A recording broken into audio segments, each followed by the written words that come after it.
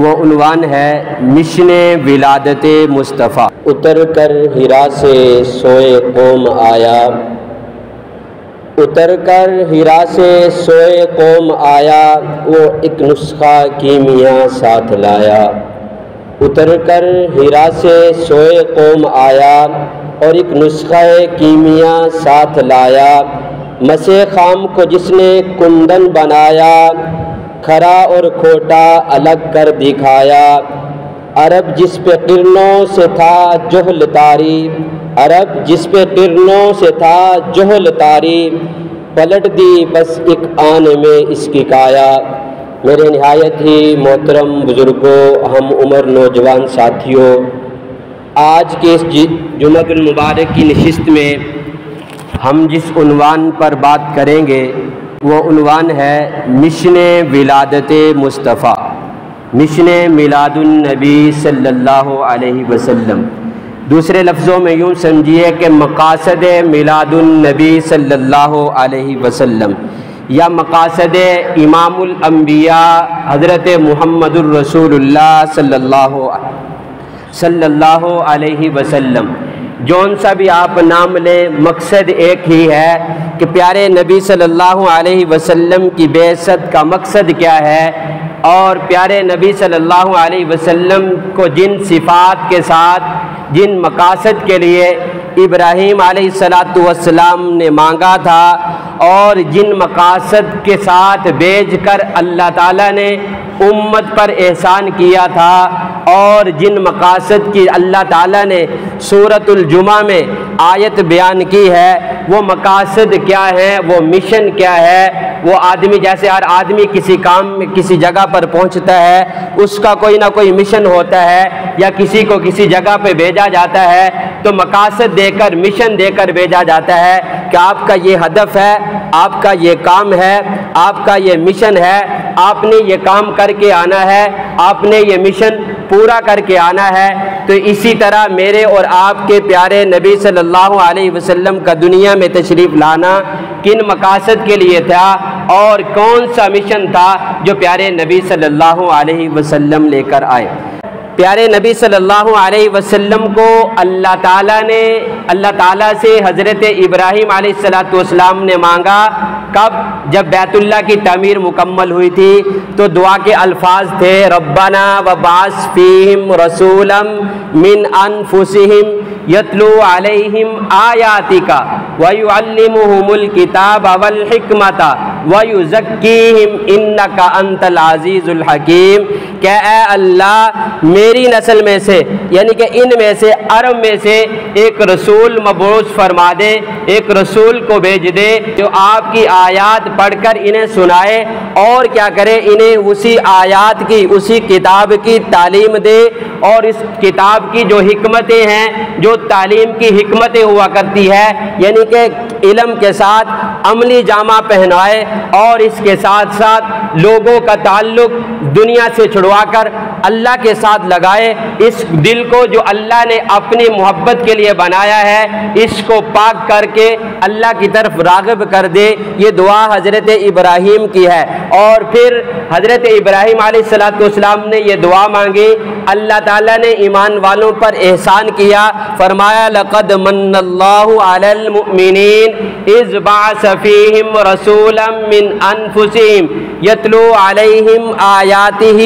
ویزکیہم ویعلمہم الکتاب والحکمہ وَإِن كَانُوا مِن قَبْلُ لَفِي ضَلَالٍ مُبِينٍ۔ وہاں حضرت ابراہیم کی دعا تھی، یہاں اللہ تعالیٰ نے ایمان والوں کو خوشخبری دی اور ایمان والوں کو بتلایا کہ تم پر احسان کر رہا ہوں، اپنی ساری کائنات میں سب سے محبوب چیز جو سب سے زیادہ مجھے پیاری ہے وہ ذات تمہیں دے رہا ہوں، تمہارے اندر بھیج رہا ہوں۔ اس ذات کا خیال کرنا، اس کا مشن بھی ساتھ بتلا دیا کہ وہ تمہیں میری آیات پڑھ پڑھ کر سنائے گا، اور وہ میری آیات تمہیں سکھلائے گا، اور میری آیات میں چھپی ہوئی حکمتیں تمہیں بتلائے گا، اور تمہارا تزکیہ نفس کرے گا، تمہیں گناہوں سے پاک کروائے گا، یہ مشن ہے اس کا۔ ہاں تمہیں یہ مشن تمہارے پاس میرا نبی لے کر، میرا محبوب لے کر آ رہا ہے۔ خیال رکھنا تم اس سے پہلے کھلی گمراہی میں تھے،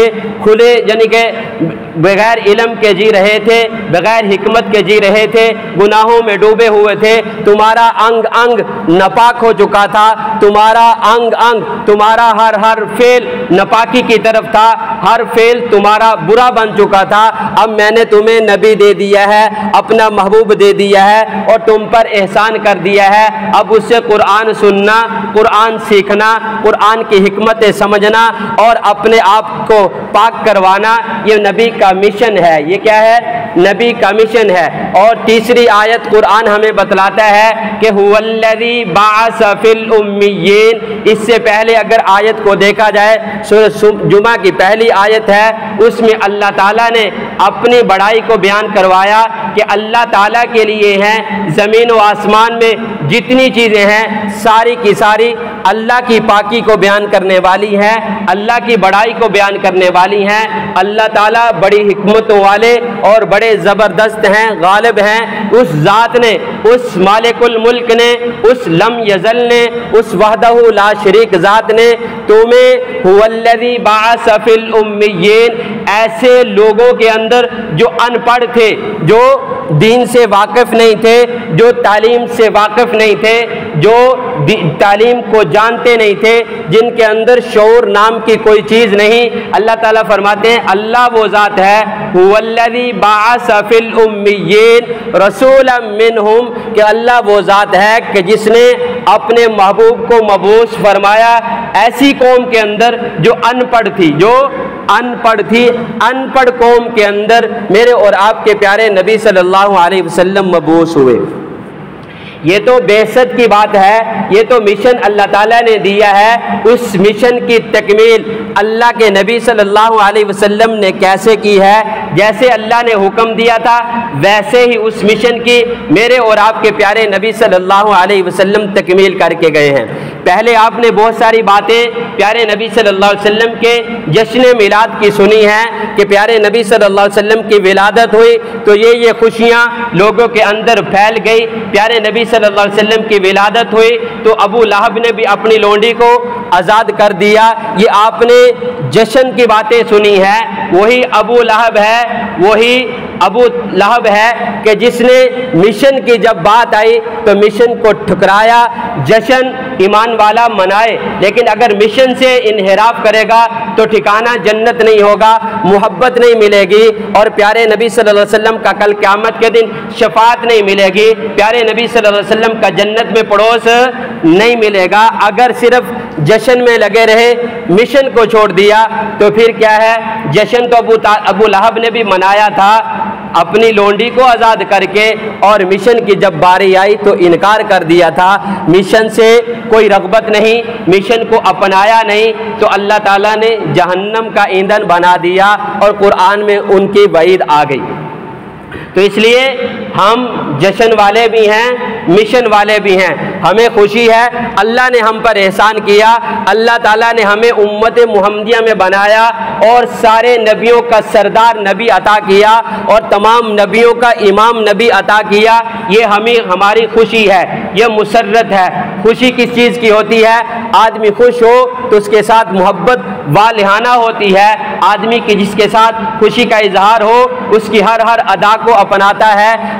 تو اس لیے ہم نے خوش ہونا ہے، خوش ہو کر مشن کو ٹکرانا نہیں ہے، خوش ہونا ہے پیارے نبی صلی اللہ علیہ وسلم کی ولادت سے، مشن کو چھوڑنا نہیں ہے، مشن سے روگردانی نہیں کرنی۔ اب چلیے مشن کی طرف چلتے ہیں۔ مشن کیا اللہ تعالیٰ نے دیا ہے؟ فرمایا کہ هو الذی بعث فی الامیین رسولا منہم یتلو علیہم آیاتک۔ پہلے مشن کی بات، مشن میں سے جو پہلا عمل ہے، پہلا جو کام ہے، مشن کا جو پہلی سیڑھی ہے، جو پہلا اصول ہے، اللہ تعالیٰ نے بتایا وہ رسول تم میں سے ہوگا اور تمہیں میری آیات پڑھ کر سنائے گا، میری آیات پڑھ کر سنائے گا تو اٹھائیے سیرت کی کتابوں کو، اٹھائیے اسلامی تاریخ کو، تو اللہ کے نبی صلی اللہ علیہ وسلم نے اتنا قرآن سنایا، راتوں کو سنایا، دن کو سنایا، بیابان میں سنایا، جنگلات میں سنایا، اور جنات کو سنایا، اور بستیوں میں جا کر سنایا،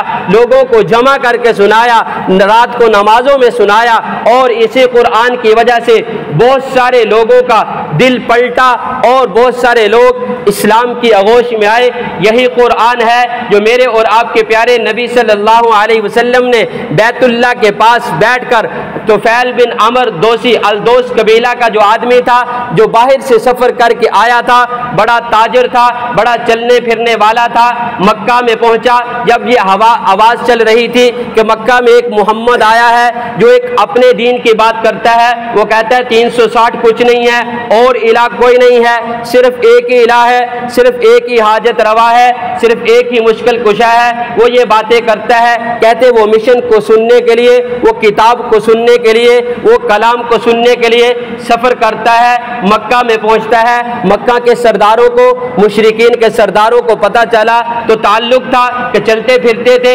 تعلق تھا، فوراً بلایا، کہا آپ ہمارے پاس مہمان آئے ہو، آپ ہمارے پاس، آپ ہمارے شہر میں آئے ہو، ایک بات کا خیال رکھنا، اپنے کانوں کو بند کر لے، اپنے کانوں میں روئی ٹھونس لے، کہیں ایسا نہ ہو محمد جو ہے نا وہ بڑا جادوگر ہے، اس کی آواز میں بڑا جادو ہے، کہیں اس کی آواز سن کے تو بھی بہک نہ جانا، تو بھی اپنے دین سے دور نہ ہو جانا۔ کہتے ہیں طفیل بن عمر دوسی کے کان میں جو ہے روئی ٹھوسی گئی، اور وہ عمر دوسی وہ تو دیکھنے کے لیے آیا تھا، وہ تو طفیل بن عمر نے سفر اس لیے کیا تھا، اس نے کہا دیکھوں تو صحیح کیوں روکا جا رہا ہے، کیوں اس آواز سے ہمیں دور کیا جا رہا ہے۔ کہتے ہیں وہ سفر کرتا ہوا اور بیت اللہ کے پاس پہنچتا ہے، بیت اللہ کے پاس پہنچا تو میرے اور آپ کے پیارے نبی صلی اللہ علیہ وسلم نماز پڑھ رہے ہیں، قرآن کی تلاوت کر رہے ہیں، پاس کھڑا ہو کر سننا شروع ہو گیا۔ پیارے نبی صلی اللہ علیہ وسلم نے سلام پھیرا تو سلام کیا، پاس آ کر بیٹھا اور کہا کہ اے محمد کیا پڑھ رہے تھے، کیا نماز میں پڑھ رہے تھے؟ اس وقت میرے اور آپ کے پیارے نبی صلی اللہ علیہ وسلم تھوڑا سا اونچی آواز میں پڑھتے ہوں گے، اس لیے تو لوگوں نے نماز کی حالت میں، یہ روایات میں یہ بھی آتا ہے، سیرت ابن ہشام میں لکھا ہے، یہ ابو جہل، عتبہ، شیبہ، یہ بڑے بڑے جو سردار کافروں کے ہیں، یہ بھی قرآن آ کر سنا کرتے تھے، لیکن سنا چھپ چھپ کر سنا کرتے تھے۔ یہ تینوں، ایک اور بھی نام لکھا ہوا ہے، غالباً وہب نام ہے، جو بھی ان کے ساتھ قرآن سنا کرتا تھا۔ رات کو پیارے نبی صلی اللہ علیہ وسلم قرآن پڑھا کرتے تھے بیت اللہ میں کھڑے ہو کر، تو یہ قرآن سنا کرتے تھے آ کر، لیکن ایک دوسرے کے سامنے اظہار نہیں کیا کرتے تھے، ایک دوسرے کو روکا کرتے تھے، نہ قرآن نہ سننا، محمد جو پڑھتا ہے وہ نہ سننا۔ لیکن یہ شاعر تو تھے، یہ شاعر تو تھے، عربی کی لغت کو تو سمجھتے تھے، جیسے آدمی آج بھی دنیا میں بہت سارے لوگ ایسے ہیں قرآن کی فصاحت و بلاغت کو دیکھ کر قرآن کا مطالعہ کرتے ہیں، لیکن وہ اپنی ہٹ درمی پہ اڑے رہیں تو اڑے رہیں، لیکن قرآن ایسی روشنی ہے، ایسی ہدایت والی کتاب ہے جو اسے سنتا ہے اس کا دل کھینچا جاتا ہے کہ جلدی کر ہدایت پہ آ جا، جلدی کر ایمان لے آ۔ لیکن اگر ہٹ درمی پہ اڑا رہے تو قرآن کا یہ فیصلہ ہے، اللہ تعالیٰ نے یہ فیصلہ پہلے سے سنا دیا ہے، فمن شاء فلیؤمن ومن شاء فلیکفر، بس جو چاہے،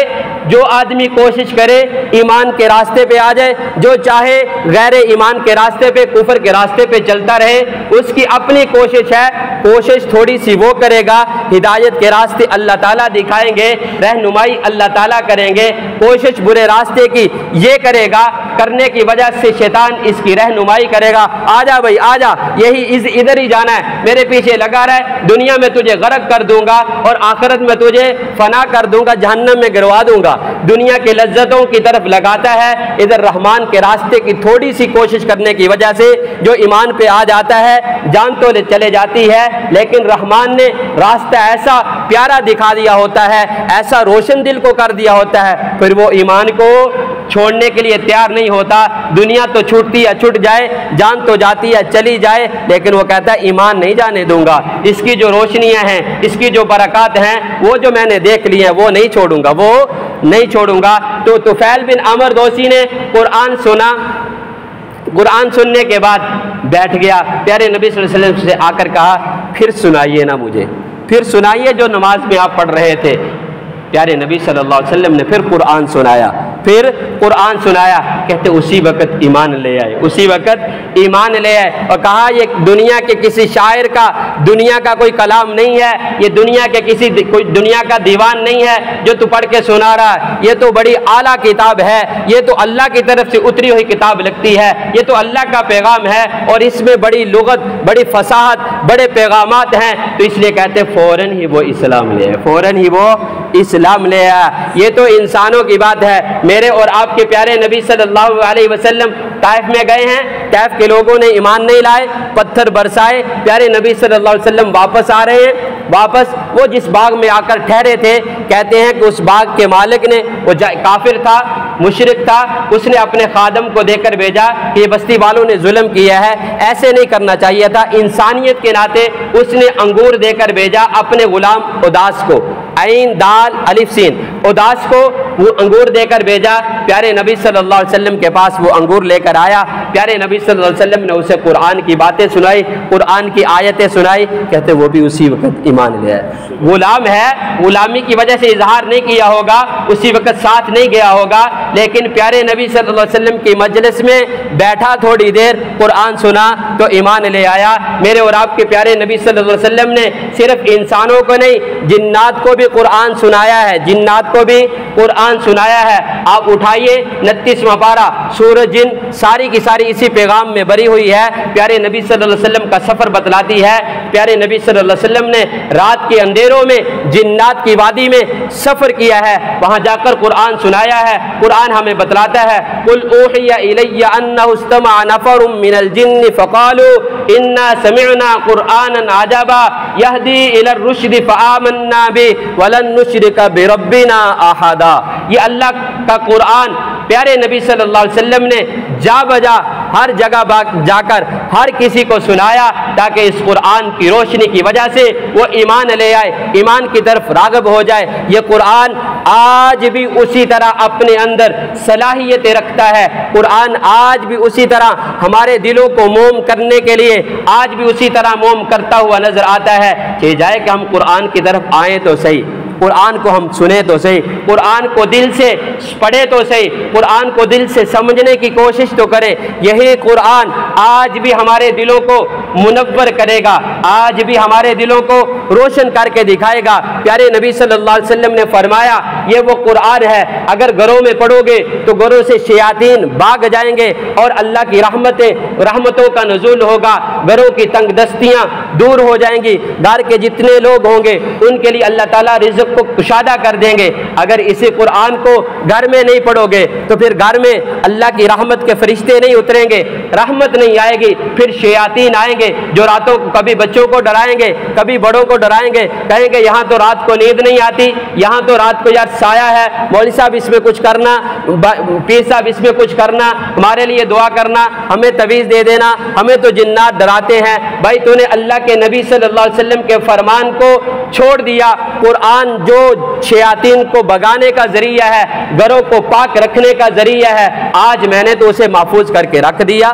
آج تو میں نے سمجھا صرف رمضان میں کھولیں گے، وہ بھی وقت ہوگا تو کھولیں گے، نہیں تو نہیں کھولیں گے۔ تو یہ ہماری اپنی کمزوریاں ہیں جو گھروں میں انتشار، گھروں میں نچاکیاں، گھروں میں فسادات، یہ شیاطین کا کام ہی یہی ہے، جنات کا کام ہی یہی ہے، لوگوں کو لڑانا، لوگوں کے اندر فساد کو برپا کرنا، تو یہ کام ہے ان کا۔ وہ تو جب گھروں میں آئیں گے رہیں گے تو یہی کچھ کریں گے، کبھی مجھے بھڑکائیں گے، کبھی آپ کو بھڑکائیں گے، کبھی کسی کو، کبھی باپ کو، کبھی بیٹے کو، کبھی ماں کو، کبھی بیٹی کو، تو کیا ہوگا؟ دونوں ایک دوسرے کے خلاف، دونوں ایک دوسرے کے ساتھ اونچا بولیں گے، نہ اتفاقیاں ہوں گی، گھر کا امن خراب ہو جائے گا۔ تو اس لیے گھر میں امن لانے کا ذریعہ قرآن ہے، گھر میں امن لانے کا ذریعہ قرآن ہے، گھر میں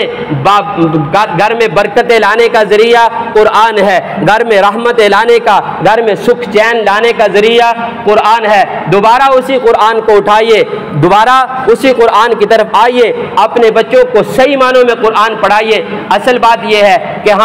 اگر میں صحیح بات آپ تک پہنچا ہی نہ سکوں، آپ کو بات سمجھ آئے گی؟ میں نے بات پہنچانے کا حق ادا نہ کیا نا، تو جب ہم قرآن کو قرآن جیسے کہتا ہے ویسے نہیں پڑھا تو پھر قرآن کیا ہمیں وہ برکتیں لے کر دے گا؟